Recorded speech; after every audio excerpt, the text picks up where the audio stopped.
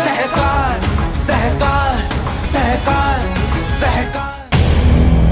Release date, release का मतलब क्या होता है? जो 500 रुपया सरकार ले रही है उस पे article 52 release date is to be say any instrument, instrument मतलब agreement, not being an instrument is provided by section 24, section 24 का इंस्ट्रूमेंट नहीं है, where by a person renounce a claim upon other person और against any specific property. मतलब मैं किसी property में अपना क्लेम रिनाउंस कर रहा हूं, यहाँ कहीं नहीं लिखा ट्रांसफर, मैं इस प्रॉपर्टी में मेरा क्लेम छोड़ रहा हूं। अब मान लीजिए इस प्रॉपर्टी के 10 दावेदार है, तो मैं अकेला क्लेम छोड़ रहा हूं, मैं ये नहीं बोल रहा हूं कि मैं ट्रांसफर कर रहा हूं।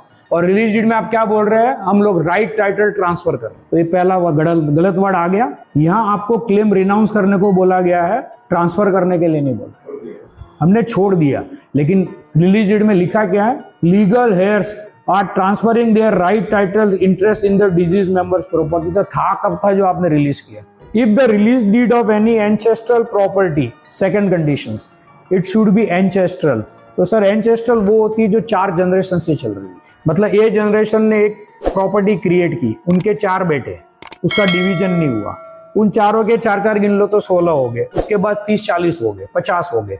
तो इस 50 में से एक आदमी जब अपना क्लेम रिनाउंस करता है कि मैं मेरा क्लेम छोड़ रहा हूं, तो इसका मतलब अभी बाकी बचेंगे 49 का क्लेम है, ओनर कोई नहीं बना, क्योंकि अपने इंडिया में उसकी छूट है, आपको जब उसका ओनरशिप क्रिएट लेना ले लो, फिलहाल प्रॉपर्टी आपके कब्जे में। तो दूसरा कंडीशन आया एंसेस्ट्रल। अब सब फादर के हाथ की खरीदी हुई प्रॉपर्टी एंसेस्ट्रल का हो, वो तो इनहेरिटेड प्रॉपर्टी है, तो फादर की खरीदी गई प्रॉपर्टी का रिलेटेड भी नहीं बनता है, लेकिन चल रहा है। वो 50 में से एक जो रिलीज कर रहा है वो बाकी के 49 को ऑटोमेटिक ले जाता है, वो किसी एक को नहीं कर सकता। वो बोल रहा है मैं क्लेम छोड़ रहा हूँ, क्लेम छोड़ रहा हूँ बस। बहुत जगह लिखा जाता है कि मैं person number 1 out of 50 is releasing my rights to number 2, that is illegal. कहाँ लिखा है इसमें? इसमें रिनाउंस क्लेम लिखा, ट्रांसफर वर्ड बोला कहीं? जबकि आर्टिकल 25 में मैं ट्रांसफर वर्ड यूज कर रहा था। इन एनी अदर केस, अब रिलीज डीड जो को ओनर के बीच में, the same duty is leviable on a conveyance under clause a b of the 20। मतलब अगर ये ओनर के बीच में है तो 5, तो मुंबई में मेट्रो लगता है तो ये कन्वेंस के ऊपर है, और रिलीज में कुछ कन्वेंस नहीं है, इसलिए मिनिमम स्टैम्प ड्यूटी है। तो family settlement deed is not a conveyance deed, release deed between legal heirs is not a conveyance deed. MOU, family के बीच में एमओयू बनता है, is not a conveyance deed. अब देखो सुप्रीम कोर्ट के 50 ऑर्डर आते हैं कि इस पे स्टैम्प ड्यूटी नहीं लगती है, तो पब्लिक को क्या, पब्लिक का ध्यान खाली इस स्टैम्प ड्यूटी पे। किसी ने पूछा कि नीचे क्या लिखा है, क्योंकि कोर्ट बार बार लिखती है because it is not conveyance deed. अब वो it is not conveyance deed किसी को नहीं पढ़ना है। अच्छा, पब्लिक भी कम नहीं है, वकील को पूछते कुछ शॉर्टकट है क्या?